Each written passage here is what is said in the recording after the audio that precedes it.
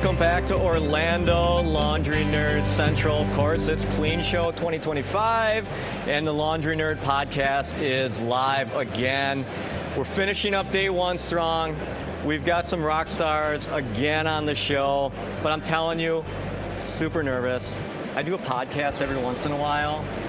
These folks are podcast legends. I mean, they're the quality of the content, the guests, the production value. I mean, I'm in the presence of greatness. Come on, Dave and Carla Menz, thanks so much for joining us. No one does it better. I hope to be number 2 someday. I'm working on it. So thanks so much for joining us. How's your clean show going? It has been phenomenal. We're only in day one, and I'm already a little bit exhausted, but it has been great. It's packed. The show has been so many people, so many wonderful people coming by, saying hi, people we've met at other conferences, and people that have attended our workshops, like so many familiar faces, which is fun. I've been to, we were trying to think about this the other day, I think 7 clean shows, I think. And this has the best energy, the most innovation, and I'm pretty confident that I've said that consistently with every of the 7. Going back to 2010 for me is when I got into the industry. I wasn't at 11. I'm pretty sure 13 was my first one, and then we skipped a few years with COVID and stuff. So I think 7's right, and every one of them get better, and I think that just speaks to the momentum of our industry, which gets me really excited. Yeah. And I was going to ask you, I felt like I've been to a number of them. I don't know, I've lost count, but a number of them. And I felt like the energy, this has a different feel than years past. And what's exciting, what are you guys looking to check out while you're here? I mean, and feed off of this energy. This is actually the first year that we have brought our assistant general manager came with us, because the last clean show we came and we were so busy just with our own appearances and different live streams and all that kind of stuff, we didn't get to go around and see the booths until they were shutting down. And so our assistant GM came, and she is literally walking the floor, scouting, figuring out what we need to go to. So on Monday, we didn't schedule anything, and we are going to visit all the booths that she tells us we need to go see. She's pre-scouting, and I gave her, this is her first clean show, so I gave her a little bit of guideline for like what to do and ignore this and whatever type of stuff. And she's a great note taker. So we're hoping we can get a 3-day clean show in one day and still keep our media, not obligations, but responsibilities. Because the last clean show, we kind of overdid that, and we left and we're like, we don't even feel like we got a clean show. and that was kind of, as a passionate laundromat owner, it was like a bummer, like it really was. Some of the stuff that I'm really excited about, which we have scheduled, we did a live stream this morning with Dinah, the folding robot. That was super cool. So I think the whole like robotics, and these are AI robots, so the whole AI side of things, I think that's an exciting topic at this clean show. We have another live stream that we're going to be doing with Presso, and that's kind of dry cleaning in like a box, some impressive stuff. It's robotics again. Hydro with their Perfect Pour, which we have at our location. Yeah, I don't know. Those are some of the things that I'm really excited about, other than the stuff that's always here. You know, like there's always new innovation in the equipment and in the payment processors and all that kind of stuff. But I think the robotics and the AI are kind of the hot topic of the clean show. That's amazing. So I have to ask, I'm intrigued by this folding robot. It's cool. The big question, can it fold a fitted sheet? I don't know. We didn't even ask. That's the test of anything. He said it could fold anything. Yeah. It just We asked about like doesn't residential pass. laundry, and he's like, yeah. A human can't fold a fitted sheet. Our staff can. I can't. You guys, and I'm going to learn. They're finally at 50 plus years old. The industry is watching this is operating. There's an art to it, and once you know the art, it's actually not that hard. I still can't do it. Clearly, you understand I'm not artistically inclined in any way, and that's my that's my misstep. Okay, good to know. All right. So I have to ask, for years, you were Mr. Laundromat. Kyle, you taught. At what point are you into this business? At what point are you like, all right, I understand it, I get the passion, I'm in, what can I do? So you want to know when I fully became a laundry nerd, is what I'm hearing. Thank you for the plug. No problem. By the way, that's how you know she's all in. When she embraces that term. She's like, yes, I am. So from the beginning, I was a middle school math teacher, but I also have a background in accounting. I have a bachelor's in accounting. So I've always done all the bookkeeping, and I was always behind all the big decisions that we made and everything, but I wasn't in the laundromats. I would say the big shift was when Dave had built our team to the point that he started coaching a lot of other people. And then he came up with this idea of Laundromat Millionaire and this whole like consulting platform. That was my niche. You know, coming from teaching, it was that, oh wait, we can like teach others how to build the business that we've built. And they can take that back and change their family for it in the community. Like your diabolical plan had worked and she was now in. Well, I'm a pretty stubborn individual. So in my life, I've had great results just wearing people down. To where they just throw up the white flag and they're like, Dave, I can't outlast you. You win. But I didn't think that would work with her, and it didn't. It was actually a total accident. Basically, what happened with the consulting is, I mentioned the CLA forum. That's a true story. I started helping people in there. What it really boiled down to is I built such an amazing team in our operations by intention that they didn't need me anymore. And so when I would go to the store, they would be like, what are you doing here? Get out of here. Like they literally didn't want me there and they didn't need me there. And they were like, if we need you, we'll call you. We're good. Like we got it. And I'm proud of that. I'm also proud of that for them. That was the pinnacle for me of okay, I'm going to share something that people find a little morbid. I've always had this term in the back of my mind that I call the bus test. And when I first got in the business, I was the business for many years. Slowly but surely, I was able to back out of the business over a decade. I always had the vision of, okay, I've built this business, I've invested this money, borrowed this money, et cetera, taken a lot of risk. But if something happened to Dave, if I got up this morning, got hit by a bus, not only would my wife and kids be saddled with this debt and this responsibility that they didn't ask for and this risk, but the team that I built, the jobs I created, I would be letting them down. Right. And that wasn't okay with me. So once I had built something of value, but it required me wholly, it actually terrified me. And it was like the weight of the world on my shoulders, so to speak. And so I got up every day for the next, let's say, 5 years and said, I'm going to do something about this. I'm going to become, rather than an independent operator, I'm going to become an investor. Rather than being self-employed, I'm going to become a laundromat owner, right? And these are just terms I use, semantics, to manipulate my motivation, for me to get up and go harder tomorrow than I did yesterday. And the truth is that one day, well, not one day, but it took years, but eventually I literally wasn't needed. And I was like, this is the greatest thing ever. Well, what am I gonna do? Short of watching football and family, I don't really have a ton of hobbies, right? And so like, yeah, I was bored. And what I began to do through the CLA forum is just coach people virtually through, messaging. And I was able to help people. It turned out I had a lot of knowledge and I knew could help people, and they were always like, thank you. That led to, can I call you?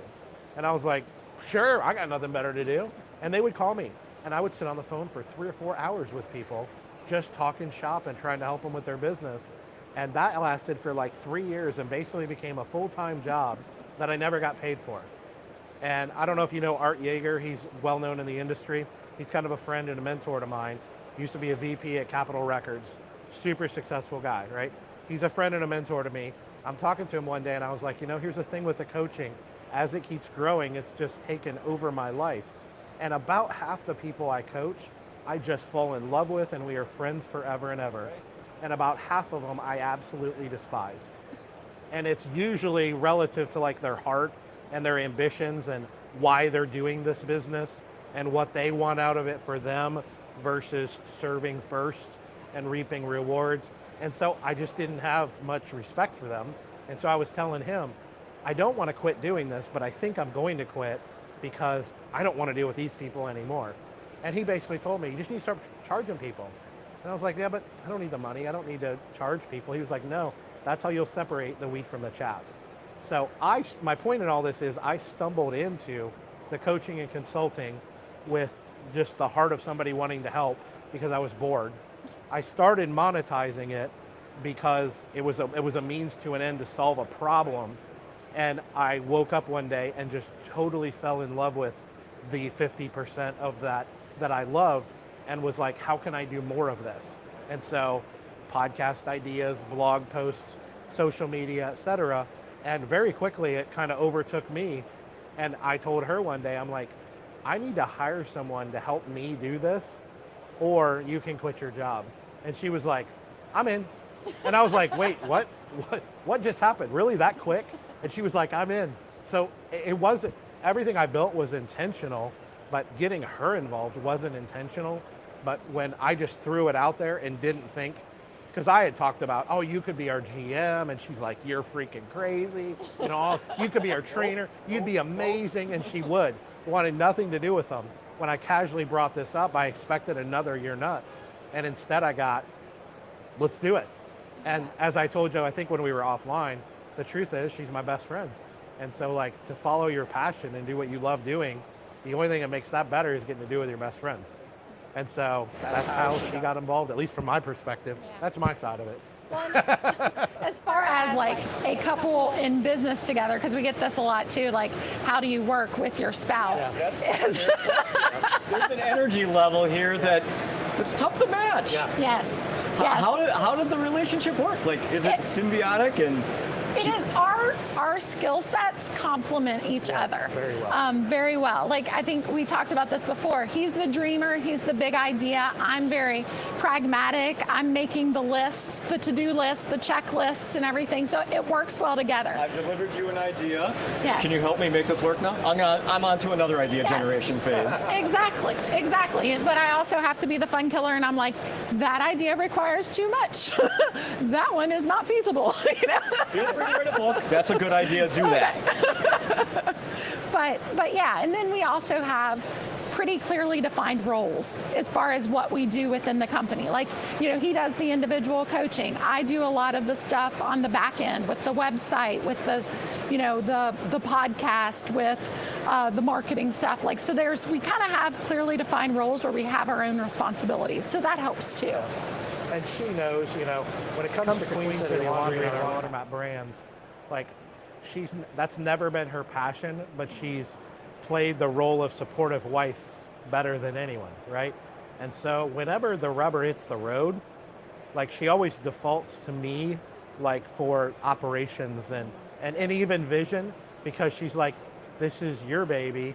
She has opinions, and I always want her opinions, but she, like, I get the trump card, right? Like if we disagree. Well, unless it's financial, correct. because I do the bookkeeping, and if we can't afford it, I get the trump card. That's right. No, I was just getting ready to say that. That's exactly true.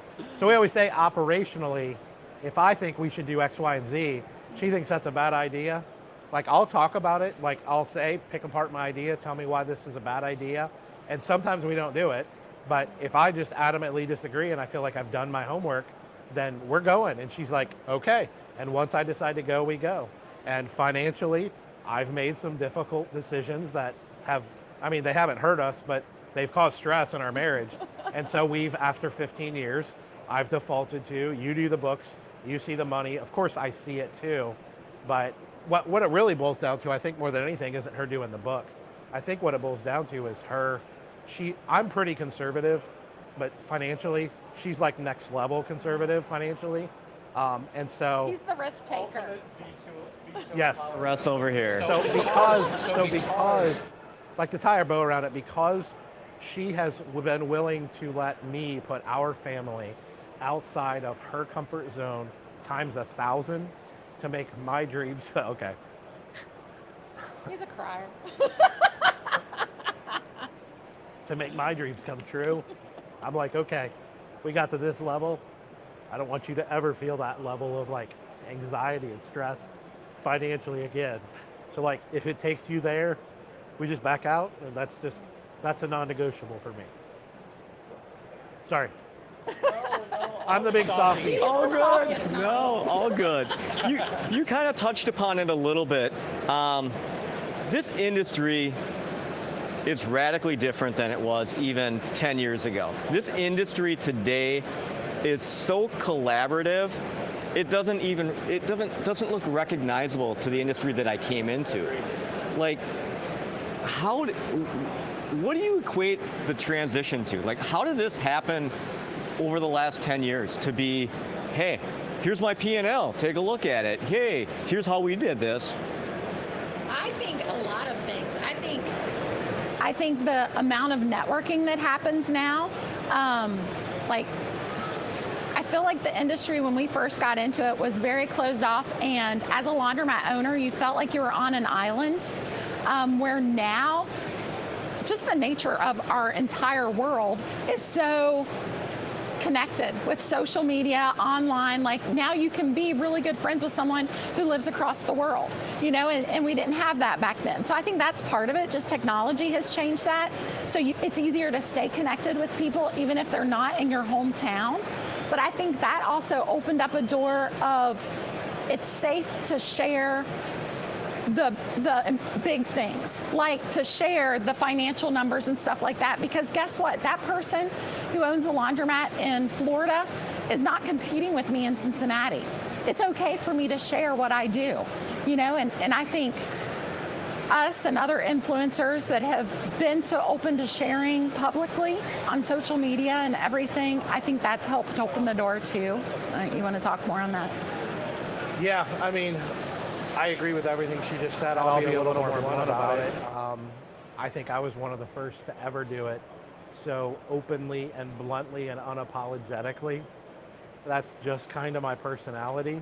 And I do think very quickly a few other friends jumped on board and were like, yeah, So I think there's this little like cohort of people that the industry respected, and they saw that we did it and we didn't crash and burn like their distributor told them they would or whatever. And they were like, well, if they can share, then we can share. And something I've really tried to be very public about is like, we as owners, if you're going to expect collaboration or mastermind or whatever word you want to use, you got to give first. So you got to get up in the morning and be a giver, and then you got to give some more and some more. And then eventually you've earned the right. You've given so much that you've earned the right to take. And I don't mean take because you can't take without somebody giving, but I actually believe that there was this, I'm going to look at roughly 10 years ago, 8 years ago, that people started that. But one thing I will say is she had on something that I don't know I'd ever thought about, which is that happened around the same time that all these social media tools made it so easy for us to connect.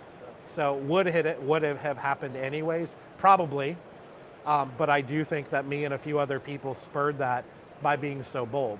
And I'll share with you a little bit that when I started doing that, I had, for every 5 people that were like, thank you, this is amazing, I had 100 sending me what I call nasty grams, and how dare you, and you're gonna ruin the industry and all these different things. And I'm sure my friends, other people did too. And they just basically refused to take no for an answer. And they were like, no, I actually believe this is for the betterment of the industry.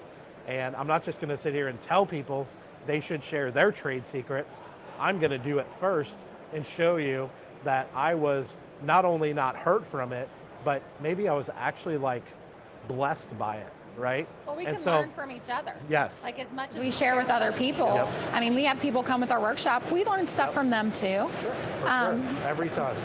And it was so radically different back in the day. You just had people closed off that, I mean, you make no bones about your entering the business was filled with some hurdles. You didn't make great decisions, but and I'm guessing on the forums and boards that you probably were like, oh, this guy, watch where this guy's laundromat is because we're going to be buying it up after he failed. Like, I mean, that happened. I'll go a step further, Randy, and I'll tell you that I had a big part of my motivation for not allowing what I call the nasty grams or the haters to cause me to go, maybe they're right, maybe I shouldn't, which is a natural thing. a big part of that was I remembered how hard it was for me, and I still to this day get up every day and say, it shouldn't be that hard. It shouldn't be easy. Entrepreneurship should not be easy. Let's not paint that passive income nonsense, whatever, right? But it also shouldn't be as hard as it was for us. You shouldn't have to work the hours I had to work. You shouldn't have to take the level of risk that I did. Why can't there be a happy medium somewhere in the middle here where there's always risk, there's always hard work, sweat equity, but it doesn't need to look like that. Now granted, we started from like a place with no money and no business skills, and I mean, you know, most people have some of those things when they get into the industry, so our story even today is pretty extreme, but that's a great story. That's a pretty, it's a driving factor in my motivation, is that I always say I hope that if I have anything to do with it, whether it's free evergreen content or it's paid coaching, paid workshops, membership coaches, whatever, that kind of stuff, that I hope that I make it 50% easier for them. If I could make it 100% easier, I wouldn't want to, because they need to have some skin in the game, not trying to make it easy, but I don't think it should be that hard. I'll ask the controversial question, and you can choose not to answer it, or I'll ask it in a general way, so I don't leave anybody hanging. But there's a ton of consultants out there. I mean, you have any number of folks that you can pick up the phone and go, hey, how do I get in the laundromat business? Will you be my guide? Yeah. You know, what tips do you have if I'm a newcomer to the business in bringing someone into my corner who's really got my best interests at heart? How do I know that they do? So I will throw this out first. One of the reasons, which is not free to us to create. It's a lot of work and it takes money, just like it does for you guys, and there's no direct monetary value associated for us, right? One of the reasons we do that is I believe in giving before you receive, right? And so I believe that if I actually know what I'm talking about and I actually have value to bring to you as a potential one-on-one client, I should be able to prove that to you before you pay me. And we consistently hear that our podcast, which we didn't know this, but our podcast is one of the best sales mechanisms for our coaching and our workshops. And the reason people tell us that is because they don't even, like I do free discovery calls. I'll get on a call with you for 20 minutes before we agree to coaching, before you pay me anything. Let's see your problems, talk about it, make sure I can help you. I always like to make sure they're coachable too. So it works a little bit both ways. And a big part of doing that is putting them in a place where they're comfortable making a decision. And so I believe that the podcast was a form of doing that. I didn't know it would become a sales tool. I was just like, why would anybody write me a check for 10 grand when they don't know who I am and never heard of me just because I own a laundromat? The book alone tells you, I'm going to write them a big check. I mean, come on. You're a rock star. Usually they say the opposite. Why do I have to pay you? Aren't you already a millionaire? Right? Do it gratis. Like, well, but I don't work for free. You work for free? No, I don't work for free either. No good information is ever free. Yes. agreed. I would say the biggest thing people should look at when looking for a consultant is look at that person's experience. Yeah. Actually delve into their backstory. I mean, you know, his backstory is not hard because we're out there everywhere. You're out there. But Where can I find your story? Is it in book format? Can I get it on Audible? Podcast called The Laundry Nerd. It used to be called Between Insights, or it was called Laundry Insights. A little bit of information. There might be some out there. That's a teaser. Yep, definitely go Right. back in the archives and pull that one. But look at their experience. How long have they been in the industry? Are they still in the industry? You know, are they still operating laundromats? Were they successful at it? Are they still successful at it? Or did they sell them off? I would say look at where they're coming from. You don't want someone who's only been in the industry for a year trying to tell you how to be successful. Because they're still figuring it out. A year in, you don't know everything. We still don't know everything. No. I mean, we've been in the industry since 2010, and we're still learning every day. So definitely look at that. So I agree with that. Sorry, go ahead. I was going to say the other thing is look at is make sure that they do not have ulterior motives for the advice that they give you. There are consultants out there in the industry that do get kickbacks for giving you certain advice, for referring you to certain equipment or certain software or whatever. So make sure that there's none of that. And if there is that, we'll just be transparent. Yeah, Be like, make yeah, sure you're okay with it. I'm going to make 5 times as much if I refer you to them, but I want you to know it. I always said I'm not going to ever do that, but if I ever did do that, oh, it'd be bold print on the top of my agreement. Right. There was one other thing I was going to say. What was it? Oh, so I agree with everything that she said about, been in the industry for a year, become a coach. That's a little much for me, a little rich, but it depends on what you're hiring someone to do, right? Now, people come to me because after 15 years, I've coached almost 400 people all over the industry, all over the country, some on pickup and delivery, some on team building and scale and culture and margins and the nitty gritty stuff. Finding their first location, and their first location. and that's the other side. That. That's the other side is the more entry level stuff. That's not easy, but how do I buy a laundromat, right? If somebody has bought 3 laundromats and they've helped 2 other people buy laundromats, and you're not asking for coaching on how to launch and scale pickup and delivery, you're asking for coaching on how to buy a laundromat. Do they have value? I would hope so after 5 times. They may not be an expert to somebody else that's done it 500 times, but I don't think it's fair to say they don't have value or that they can't help you. But I think what she really hit the nail on with is understanding where they're coming from and really looking behind the curtain. Because it's like the old analogy of the 19-year-old life coach.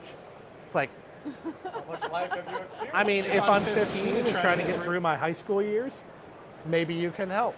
But you're probably not going to help a 49-year-old, right? You know what I mean? It just really doesn't make sense. And I think most people know that. That's pretty common sense stuff. But the truth is, she said it too, there's a lot of people that are really good at manipulating words and saying, oh, I'm not in the laundromat industry, I'm in the laundry industry, or I'm in the garment care industry, or I don't do this, but I do that. I'm in this business. There are people pretending to be laundromat owners in our industry that do coaching and consulting that have never owned a laundromat in their life. But they own a dry cleaner, right? And it's why not just say you're a dry cleaner? Well, I guess many people don't want coaching for dry cleaning. I don't know what the reason is. It's just I always say because I usually know them pretty well. I talk to them offline, you get the real version. And I always say you're 90% of the way there. What's with the 10% nonsense? And so part of the reason, once again, that we did the podcast, actually to back up before that, a big part of why I wrote my book was I wanted it out there. I wanted the whole story out there of who I am and who I am not. And is the title popular? With some people, a lot. With some people, not so much, right? But I guess it wasn't popular with me. It was not popular with her. I think I've told you that story. No. When I brought up that title, she was like, absolutely not. No, that's so. And I was like, oh yeah, that's happening. That's I was happening. raised supposed to be humble. Yes. Laundromat millionaire is not humble. I get the marketing. We're there now. How did it end up? I played the trump card. Was it quiet around the house for a week or so after that? I'm pretty easygoing. I'm pretty chill. She's still to this. She knows my personality. When I dig in, at least I feel like, when I dig in, I usually have a pretty good reason for it, right? And she's not super passionate about anything other than her faith and her family. So at the end of the day, she's not. Be a laundromat millionaire. Be a laundromat she's millionaire. I think it's the stupidest thing in the world. And I would never in a million years do that. But I'm also not going to argue with you. And I'm I understand marketing. I understand the world of noise that we live in. And I understand that if I'm going to inspire and help people, I got to cut through the noise. And nothing does that like Laundromat Millionaire. And so I don't care about the hate. I don't care about the fake humility or real humility, or I don't care what people think of me. I care, did they stop and listen to what I had to say, because I feel like I have something to say. And that's really where Laundromat Millionaire came from, is like me or hate me, does it cause you to pause and go, wait, what did he just say? And the truth is, it makes everyone pause. So goal accomplished. That's the way I look at it. I understood it from the marketing perspective. It just sounded braggy to me, which is not. A lot of people take it that way. Yeah, and they do. But I think I know we've really tried to pivot it to the idea of it's not just his book talking about him, the laundromat millionaire, but more about, hey, guess what? You can be a laundromat millionaire. This industry can change your entire life. You can change your community. You can change your family's legacy. And, let us help you get there. We've done it, and we're nothing special. We didn't come from wealth. We came from nothing, And if we can do it, so can you. Let us help you. What drives the passion? Like, you guys have been at this a lot, and I know part of it's probably bringing new things, right? Like, we're going to do a show, we're going to do a podcast, we're going to do a conference, we're going to workshop. Like, I know those elements keep it fresh, but how do you maintain the passion for it all and continue to learn? He'll have a long answer. My short answer is, honestly, it goes back to helping other people, seeing other people become successful because we were able to impact them. It's coming to events like this and having people walk up to us that we've never met and saying, your podcast has helped my business grow so much. It's that impact. Yeah. It's the impact. Oh, you're just doing that because I said you're going to talk forever. He's going to tear up again if he answers. If I go, I might actually, but no, it really, that was totally playful, but it really is the impact. Like, I believe we're Christians. It's our faith. It's a big part. I mean, it's not what we do, it's who we are. And the truth is we get up every day with a belief that we are here to serve, right? And I don't believe service ends with nonprofit. I believe I can serve through a mechanism of a business, through coaching, consulting, whatever those things are. And I believe that I'm put here on earth to do this. Did I ever dream in a million years it would start with a crappy laundromat in Amelia, Ohio, and end up with charging people insane amounts of money to come to workshops and stuff? No. But the impact is still there. And what do we base that on? We base it on the free market. We base it on the customers that tell us, I'm so glad I paid $5,000 to come to this workshop. This is one of the best decisions I've ever made. And they come back, and this has happened, they come back 3 years after attending a workshop, and they say, I can look back at 3 years ago, me paying $5,000 to attend your workshop as now the equivalent of a $300,000 to $500,000 investment for $5,000. And this is their words, not mine. Now that was the goal, was to deliver that level of value compounded over many years. But it really is one word, it's impact, or if you want to use another word, it's service. No matter how much money I have and whether I need to work anymore is not relevant to me. I do not believe in retirement. I believe that I am here for a mission, and it is a very broad mission. It may seem very bizarre to people that I believe God put me on this earth to do this. And quite honestly, I get up every day and go, are you sure? Like, really? But the truth is, it's so deep-rooted in my heart, I can't imagine doing anything else. So do you think laundry found you, or did you find laundry? I don't know. You didn't count on going in that area, did you?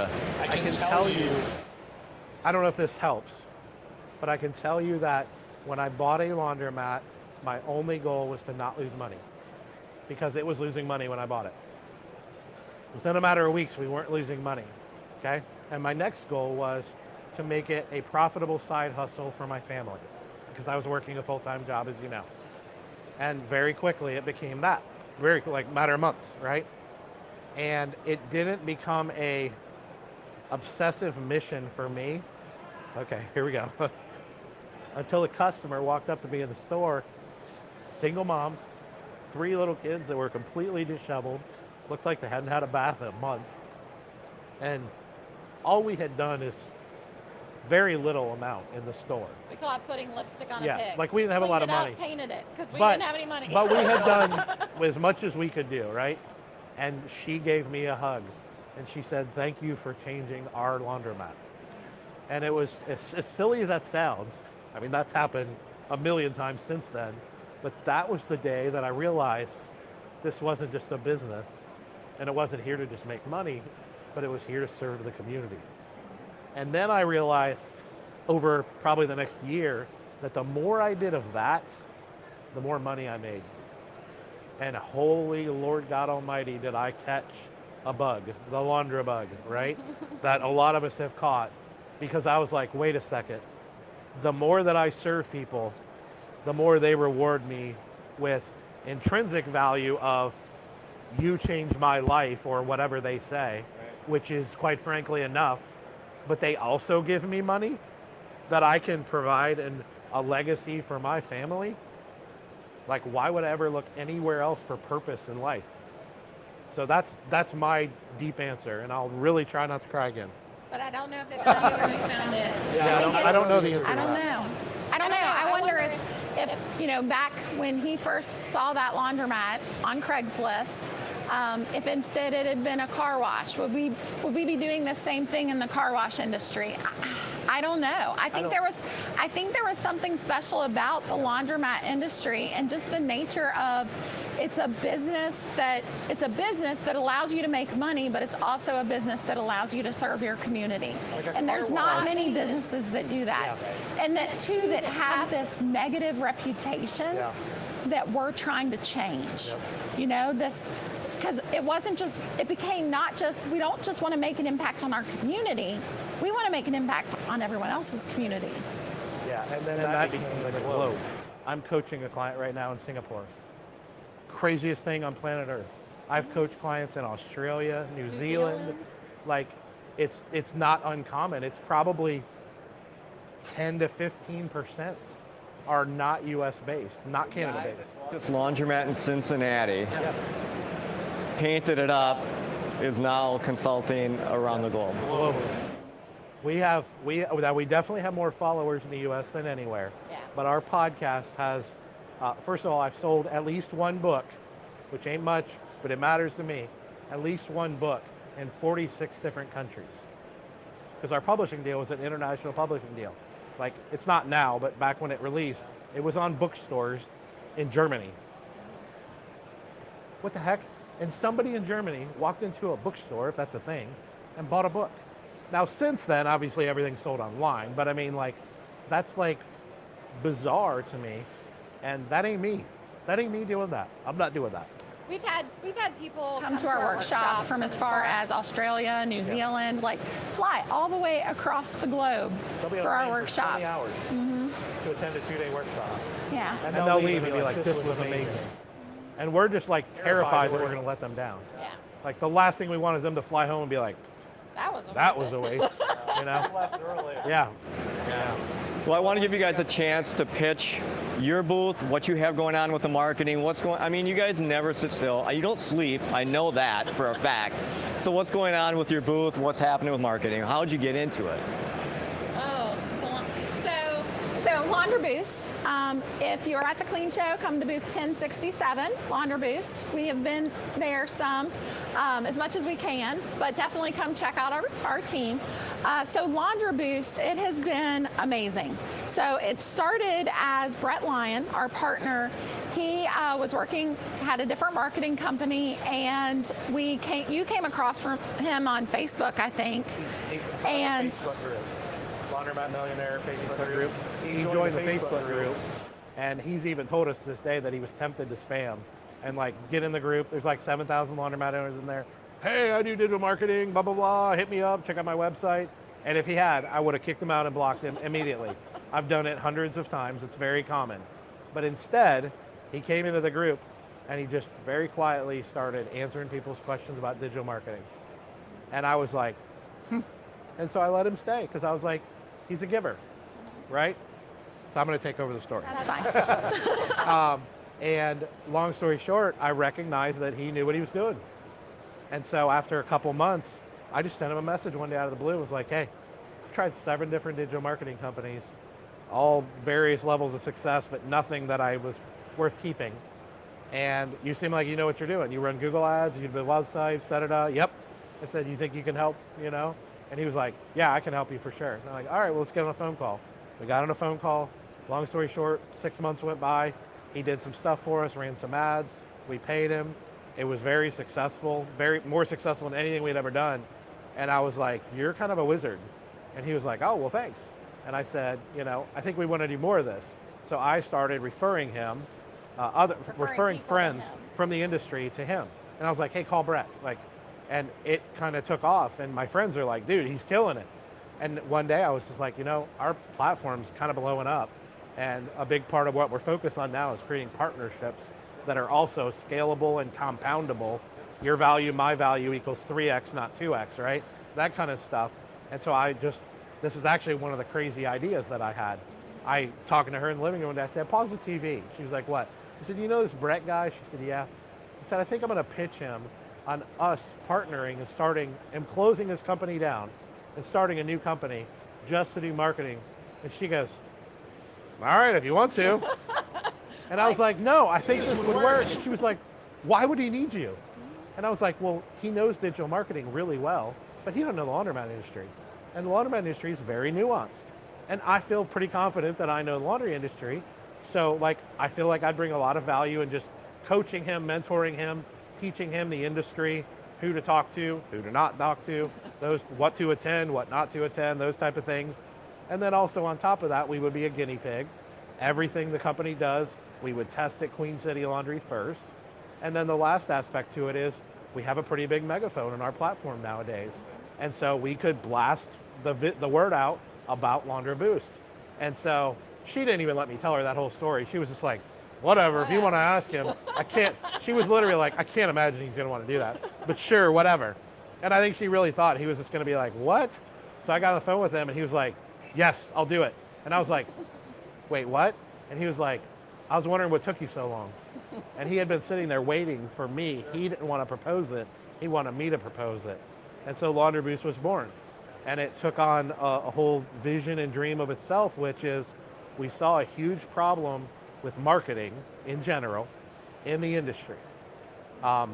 Even the most, if 20, 30% of the industry are great operators, among those 20 or 30%, including me, are not very good at marketing. And most of them will fully admit that, like that's their weak spot, right? And so I was like, okay, I've used 7 different companies, none of these have worked. Some were in the industry, some were out of the industry. Like, once again, problem, solution, partnership with Brett, let's go. And he just happened to agree. And he is the best business partner that I could ever imagine in a million years. And it has just taken off like a rocket ship. And in 3 years, we're serving like 400 laundromats. And they have the same, him and the team that he has brought on has our same philosophy, which is the most important part. It's service. It's serve the client, honestly serve the client, good character, and you'll get the benefits in the long run. Always play the long game, always do the right thing, no matter what it costs you. Like we just agree on all my non-negotiables we agree on. And he is a worker, he's a former professional athlete, he's a former professional hockey player. Who retired from hockey and got into digital marketing, and he brings the passion of a professional athlete into business. And so we even click in that way because he's one of the few that can like match my intensity for passion of business. And now we're solving another problem in the industry. And to be honest with you, the Clean Show's, like we've been around for 3 years. We have over 200 clients and over 400 locations. But the truth is, this is kind of our coming out party. We feel like we've been, Clean Show. Yeah, as a company. So we feel like we've been kind of laying the groundwork, and this is the chance for 10 to 12,000 people to come up to us and talk to us and challenge us. And so we just did a live stream over there a little bit ago, just trying to get the word out about what Laundry Boost is and how it's partnered with Laundromat Millionaire, and we have similar visions for another way to elevate the industry. But the truth is, Brett's the CEO. We are minority partners.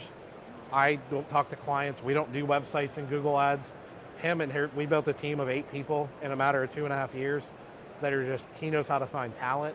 And one of the things I told him early on is, dude, don't be cheap. Like, go get the A players. No B's and C's. Go get the A players. And that's not the cheapest way to build a company, but we're doing it the right way. And so we're pretty excited about that because it's just another lever that we can pull within the Laundromat Millionaire platform to make an impact on the industry. So when people say like we don't sleep, like we actually sleep like 8 to 10 hours a night. It's kind of comical. We sleep more than most people, but what we have gotten okay at is recognizing talent like Brett and character and work ethic and skill and all these things and saying, hey, 1 + 1 doesn't equal 2, 1 + 1 equals 5. Right? You're hurting my math teacher brain with that, but yeah. okay. Whatever. Math you cannot agree with. There's a But lot I understand that you do not cross. That is not I'll use X's and Y's and Z's and she'll be happy. And you guys are Booth, what number? 1067. Okay, final question. It's the toughest question. What is the nerdiest thing you've said, heard, seen since you've been at Clean Show? Oh my goodness. Oh. Nerdiest thing I've seen. Ooh. Okay, this might be wrong, but there were people that this was hilarious and maybe a little nerdy. I think you The know whole what they said. the whole group of people are dressed in rubber duck outfits. They stopped by our booth and we were all like, what is happening right now? We're being And they taken were over by rocking rubber it, ducks. man. One had a yellow tutu. I mean, They crazy. are insane. And I don't know why. Do you know why they did it? I have no idea. I didn't get to talk to him. I just saw him go by. They stick out like a sore thumb. You know what? I think we wrap with rubber ducky outfits. There you go. Well, thanks so much for joining us. Hey, thanks. Appreciate your time. I know it's finite. Together with you. Awesome, great, and great to meet you. Great to Thank you so much.